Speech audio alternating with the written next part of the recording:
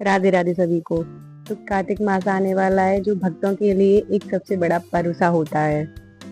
कार्तिक मास में सब स्नान करते हैं जिससे हमें विष्णु भगवान की भक्ति मिलती है और उनकी हृदय का प्रेम प्राप्त होता है, और उनके हृदय का प्रेम हमारी स्वयं किशोरी जो है, हमारी श्री जी है, हमारी लाडली जो है। तो सवाल ये है कि कैसे करें कार्तिक स्नान।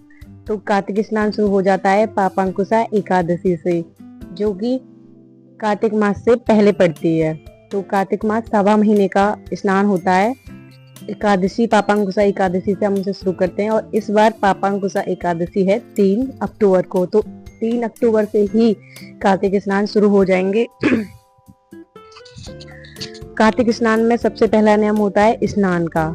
तो हमें ब्रह्म मुहूर्त में नहाना होता है। 3 से 4 के बीच में हमें नहाना ही नहाना होता है। नहा करके अच्छे से पवित्र होकर के खुले से स्थान में हमें नहाना होता है। नहा करके रेडी होकर के हमें सबसे पहले अपने ठाकुर जी को उठा करके जल वगैरह पिला करके उन्हें उनकी हम करते हैं मंगला आरती। मंगला आरती करने के बाद उन्हें भोग पधराने के बाद मंगला, उसके बाद अगर आपके पास कोई आसपास मंदिर है जहाँ मंगला आरती होती हो, आप वहां जाएं, नहीं तो आपके पास जो स्वयं के ठाकुर जी हैं उनकी मंगला आरती करें। मंगला आरती करने के बाद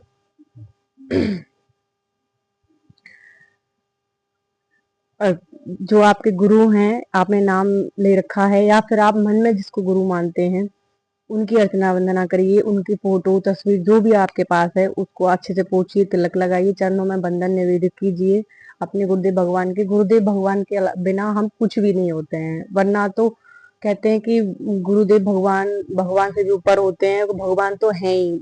तो हमारा जीवन जब तक ऐसे ही चलता रहता है, जब तक गुरुदेव भगवान नहीं आते, भगवान तो फिर भी रहते हैं ना। जब गुरुदेव भगवान आ जाते वही तो हमें बताते हैं कि भगवान क्या है कैसे है, वही तो हमारा प्रेम बढ़ाते हैं ना। वरना तो हम ऐसे ही पढ़े रहते जैसे सब लोग पढ़े रहते हैं, कभी भगवान से प्रेम नहीं करते। हम दुनियादारी और दुनिया की वस्तुओं में ही लगे रहते। गुरुदेव भगवान नहीं आते तो जीवन में, तो इसीलिए तो कहते हैं कि गुरु का स्थान भगवान से भी ऊपर रखना चाहिए। तो पहले गुरुदेव भगवान की अर्चना वंदना करके फिर हम जाएंगे तुलसी जी के पास, तुलसी जी को जगाएंगे, उनको हम चुनरी उड़ाएंगे, उनके तिलक करेंगे, जल चढ़ाएंगे उनको। उनकी तुलसी जी की 35 कथा होती है। कार्तिक मास में 35 दिन होते हैं। डेली एक एक कथा हमको रोज पढ़नी है, डे 1 से। कथा पढ़ते पढ़ते उनकी उसकी उनकी आरती, उनकी चालीसा, उनकी कथा और तुलसी जी की वंदना करके उनकी 7, 21 या 108 जो आपसे हो सके उनकी परिक्रमा करनी है। उनकी परिक्रमा करने के बाद आपको दामोदर अष्टकम का पाठ करना है अपने ठाकुर जी के सामने बैठ के प्रेम से।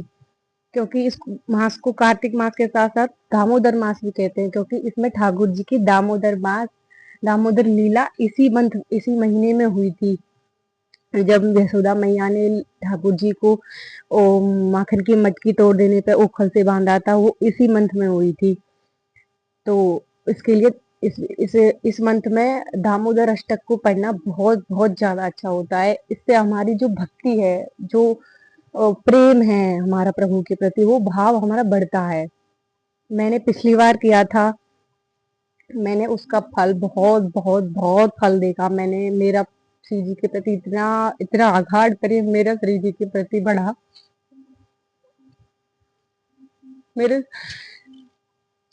श्री जी के अलावा मेरा कोई नहीं है अब।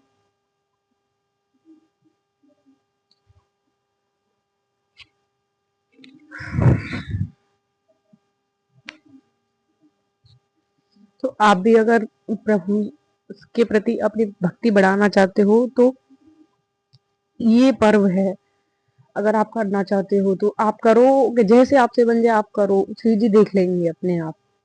बस उन्हें ये देखना चाहिए कि कुछ कर रहा है, बस। वो फिर अब वो खुद कर लेती है, वो खुद करवा लेती है जो उन्हें करवाना होता है। आप एक कदम बढ़ाओगे, वो 100 कदम बढ़ के आएंगे आपके पास।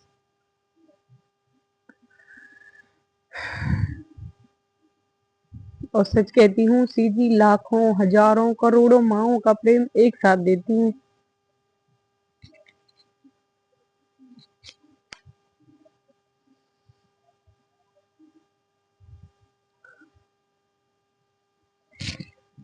तो दामोदर अष्टकम का हमको पाठ करना है। अपनी श्री जी के पास बैठ के भजन गीत नाम जप तो करना ही है। एक भक्त के जीवन में नाम जप से बढ़कर कुछ नहीं होता है, तो नाम जप तो करना ही करना है, ज्यादा से ज्यादा करना है। अगर फल लेना है तो श्री जी के प्रति भाव बढ़ाना है तो ज्यादा से ज्यादा नाम जप करें और श्री जी के पास बैठ के दामोदर अष्टकम का पाठ करें। जो और आपसे हो सके वो सब करें।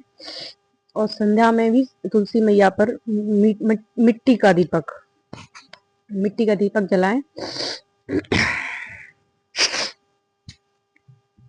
सुबह भी मिट्टी का दीपक ही जलाएं, क्योंकि दीपदान का महत्व बहुत ज्यादा होता है कार्तिक मास में।